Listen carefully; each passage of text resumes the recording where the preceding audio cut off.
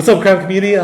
This is Aubrey. Your boy Rich. It's morphing time. It's morphing time. Rich is here again. He's our guest again for this recap. Yeah, thanks again for having me. Appreciate it. Absolutely. Love doing these reviews and these reactions. And today, which one are we doing? We're going to be doing a recap, a review on the first What If, episode 1. What if? Captain Carter. Captain Carter. Are you seeing this? I would have thought maybe they would call her like Captain Britain. Since we have a I Captain think America. Captain Britain is a different character, though, right? Yeah. Captain Carter is the byproduct of Captain America. Right, that's true. That's true.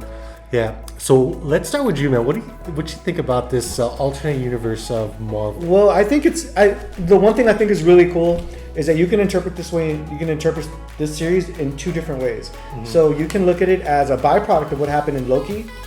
Right? Is this part of that multiversal clash? Did all these alternate timelines open up because of what happened in Loki? Or is this its own standalone series? Is this going to have an effect on Doctor Strange and the Universe of Madness? Yeah. Right? The Multiverse of Madness. I'm sorry. Yeah. Same thing. Yeah. The Universe of Madness. It kind of leaves it kind of from an ambiguous standpoint. You can kind of take it as a grain of salt, or this really might be it. So yeah. We're interested to know what you guys think about it in the comments. I have a feeling, because we do have the alternate universe, that we might even see some like live action clips from the What If, from the Multiverse of Madness. Or is Captain Carter going to be in Doctor Strange? That's what I'm saying. Live action Captain Carter, all the actors from the live action films voices these characters in the animated series. Right. So towards the end of this first episode, Captain Carter, I almost called it Captain Britain, but Captain Carter ends up joining the Avengers. She gets teleported because of the Tesseract. Instead of Loki, it's her that gets teleported by their machine.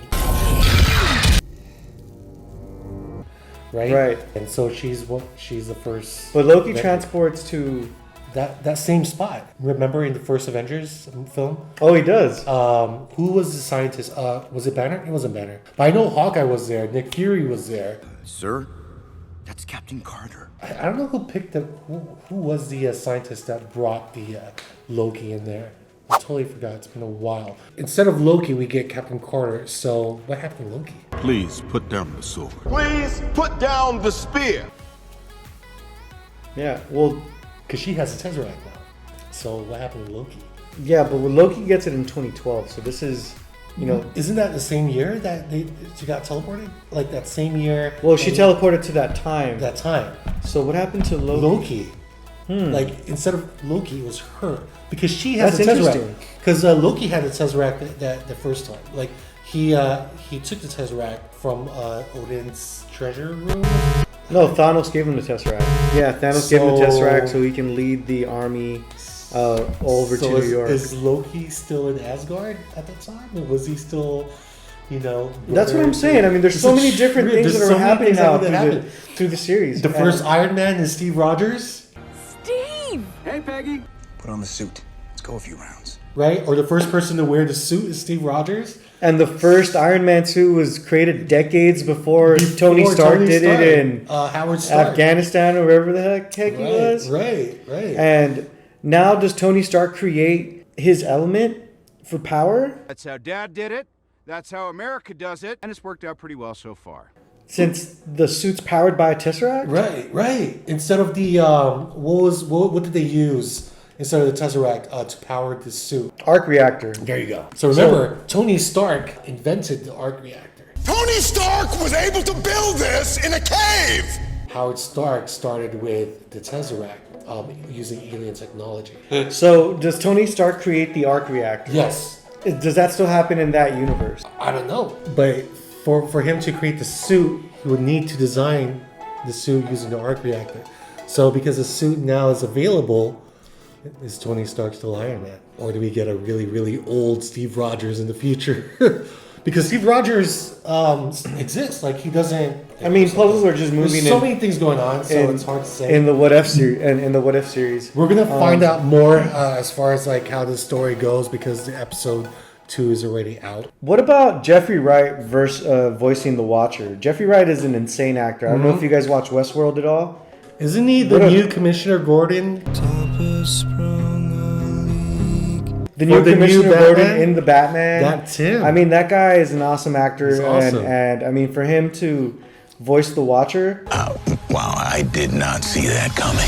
I mean, that's awesome. I mean, I couldn't be happier with that. And the great thing about the series is that they got most of the original actors to voice all of their original parts. So that tells me that it may translate into live action because they don't have voice actors playing the role. They actually have the actor who played the role in the live action film. And then we have, so it looks like they couldn't get Tommy Lee Jones to come back and reprise his role as the Colonel from the Captain America Captain America movie. He was great, so by the way. We have the best men.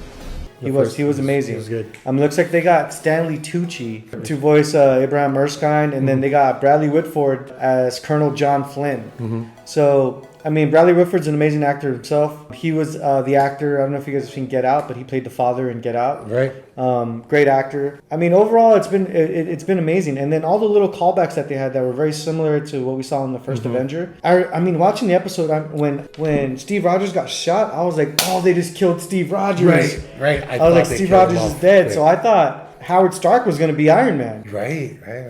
The first Iron Man. Right? Yeah. And then they played it out so correctly because remember in the trailers when they showed Peggy becoming Captain Carter, there was no fire around her. There was no like explosions or anything going off. She just came out like she was the one that was chosen to do it. But now that we watched the series, I mean the episode, you see that she wasn't the one that was chosen to do it. The Hydra assassin shot Steve Rogers and they only had a couple seconds to make it happen. She had to jump in and make the choice to do it. But if you pay attention and you watch the first Avenger, that moment that Steve Rogers jumps on the grenade, if you really watch that moment, you can see Sharon Carter about to jump on the grenade as well. Get away! So That's right. So that tells you one thing: she's also worthy. She's worthy. That means she can hold Mjolnir. She can hold Mjolnir, yeah. And I like the fact that we all used to think, okay, look, that Peggy Carter is only interested in Steve Rogers because, you know, he's buff, he looks good. But no, that's not necessarily true. Skinny Steve still bags her. It's his heart and his spirit and his courage that she's attracted to. And even in the first Avenger film, she was already attracted to him before he turned into Captain America. So, Yeah. oh, maybe you haven't found the right one yet. Right, partner. And like she would stare at skinny Steve Rogers before he even turned into Captain America. I mean, just turning into Captain America was just a bonus. How'd you feel? And right now I wanna sex you, baby. For her, it's like, oh my gosh. And then after she turned into Captain Carter, Colonel John Flynn didn't want to have her parading around. He was actually upset that she had taken the serum because he's all like, I thought I was going to get a soldier. Now I just got, a woman. But what he didn't understand is that he got the same thing that he was going to get with Steve Rogers with Captain Carter. And in my opinion, the animated fight scenes were just off the hook. Like, yeah. Watching her just do work was great. She looked stomping like people out. she's like She-Hulk. She's so buff. She came out like Like 3 feet taller and like goodness. and like 120 pounds heavier. Goodness gracious. Like, Dude. Talk about not forgetting leg day.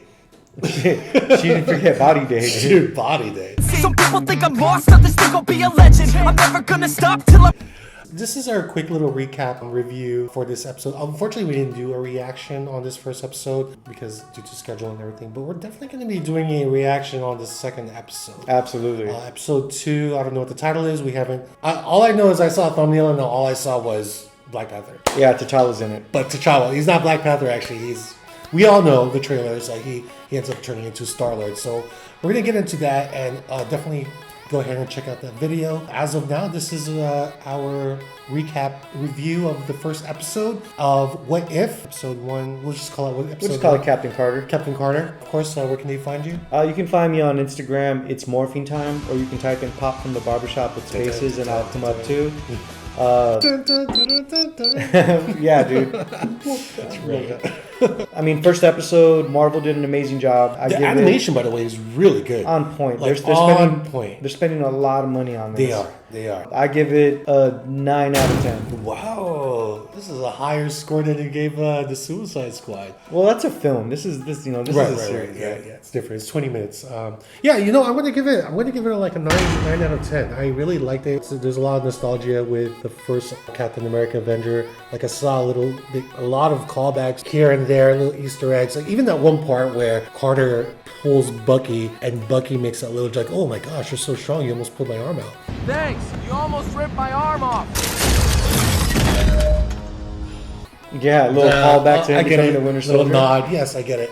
So yeah, 9 out of 10. I don't know how many episodes, maybe 7 or 10 episodes in this series. I think it's usually. 9. I think it's 9 episodes. Okay. Yeah. Yeah, you can find me, and of course, AubreyFreely_81. That's my IG. Don't forget to like, subscribe. Of course. Thank you. I'm Yeah. sorry, I keep forgetting that. Even Efren's the same thing. I can forget to like, subscribe. Yeah, like the channel, subscribe.